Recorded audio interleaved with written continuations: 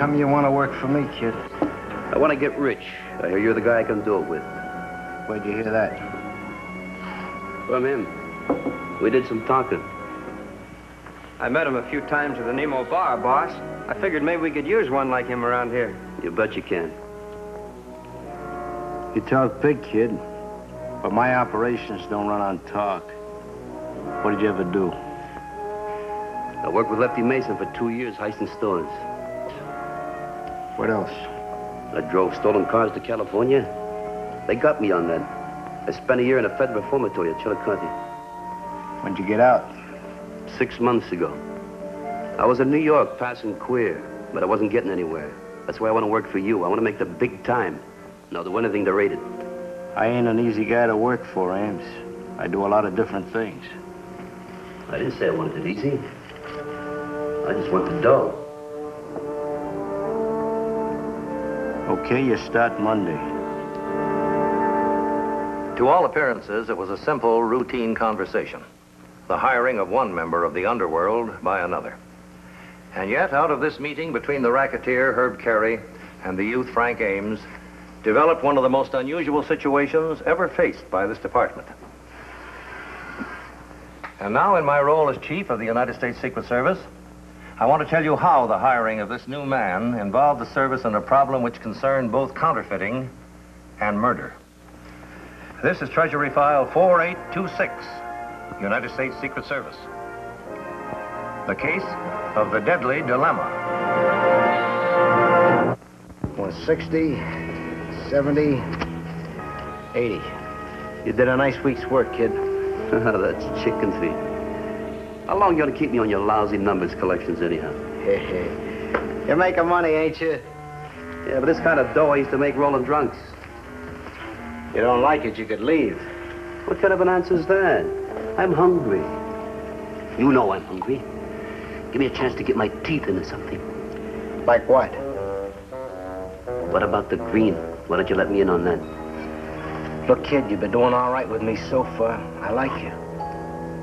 Don't spoil it by pressing, huh? Yeah? Yeah, this is Chester. For you, boss, the Ogden dame.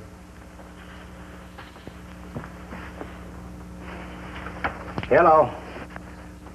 Yeah, I've been waiting for you to make up your mind. What's the answer? Okay, I'll do anything you say. I'll split the dough with you, 50-50. Only you gotta take care of everything.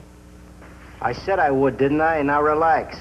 I got a couple of things to take care of downtown, then Chester and me'll drop by and see you. Right. She going through with it? Yeah, it looks that way. We gotta find somebody to handle it. Let's get downtown.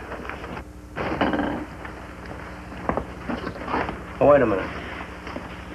You know the code. Get the accounts of the numbers boys up to date. Could I work here? I don't want to carry this around with me. Just don't touch nothing.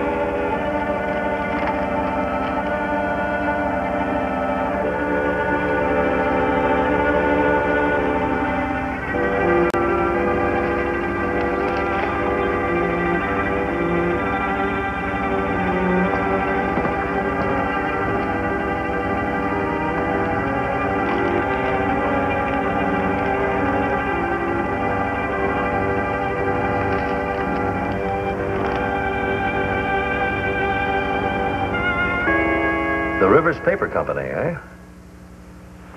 Well, what's the connection, Dalton? Does Ames think that the Carey outfit might be getting their paper there? Well, he wasn't sure, sir.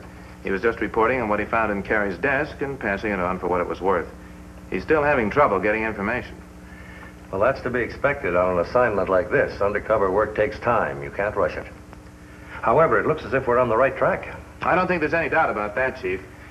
Ames has heard plenty of talk in the outfit about a counterfeiting operation, but it seems to be, well, a special setup, a separate unit of Carey's organization. And he's had no indication so far as to where it might be located or what jobbers are distributing the counterfeit bills? No, sir. The new 10s are still showing up in a widely scattered pattern, and so far we haven't been able to pick up any passers. What about the 5s? Activity's died down a little. They might be getting ready to print up a new batch. All right, Dalton, keep me informed on all new developments with Ames, and run down this lead on the Rivers Paper Company. It may be a good one. Upon investigation by Agent Dalton, the Rivers Paper Company was found to be a legitimate corporation engaged in the manufacture of stationery of all kinds. Dalton obtained samples of the various bonds which the Rivers Company manufactured and sent them on to Washington for analysis. It was here that an important discovery was made. One of the samples was found to be the identical bond number paper used in the counterfeit $10 bills. Upon receipt of this information, Dalton began an immediate investigation of all the companies and individual buyers who had purchased bond numbers XB42 from the Rivers Company in the past 6 months. And one of them, the Acme Engineering Corporation, proved to be non-existent. Checking with the shipping foreman at the Rivers Company, Dalton then learned that the so-called Acme Corporation had always picked up its own orders with its own truck and its own driver. And after searching through the files of criminals with counterfeiting records, the foreman was able to identify this truck driver as George Troy, an ex-convict whose present whereabouts were unknown. If we're going ahead with a new batch, you'll have to let me know. Keep your shirt on, George. I'll get in touch with you as soon as I've lined up the buyers. And listen, I'll call you. Right. Who's George? Works for me. Yeah, another one of your operations, huh? Maybe. You're full of them, ain't you? When are you going to start using me on one of these shakes? You keep promising to let me in on one of your counterfeiting deals, but you never do anything about it. How about a little action, huh? That's what I'm saving you for. Action. As a matter of fact, I got a job for you if you could handle it. You make the grade on this one, and you could write your own ticket with me. What's the deal? You know I ain't never chickened out on you yet, have I? What do you got in mind? I want you to take care of somebody for me. For $1,000 bucks. What? You wanted to prove what a hotshot you were. Okay. This is it. You mean you want me to rub somebody out? Yeah, that's what I said. What's the matter? Don't you like the idea? I thought you had nerve. Well, sure, but this ain't exactly my line, Carey. Shouldn't be too tough to handle if it's done right. Especially for a guy like you that ain't even known around here. Cops wouldn't be on you in a million years. I don't know about that, Carey. Okay, okay. You got cold feet, say so. I'll get somebody else to handle it. Except this is the end of the line as far as I'm concerned. You don't do this job for me, you don't work here anymore. Well, now, wait a minute. Now, look, kid. I don't like four flushes. You got something on the ball, you go places with me. If it's just a lot of talk, I don't want you around here. I didn't say that I wouldn't do it. It's just that it came at me all of a sudden, like, that's all. Give me a chance to think it over, will you? Okay. You got until tomorrow morning. There's your hat. Beat it.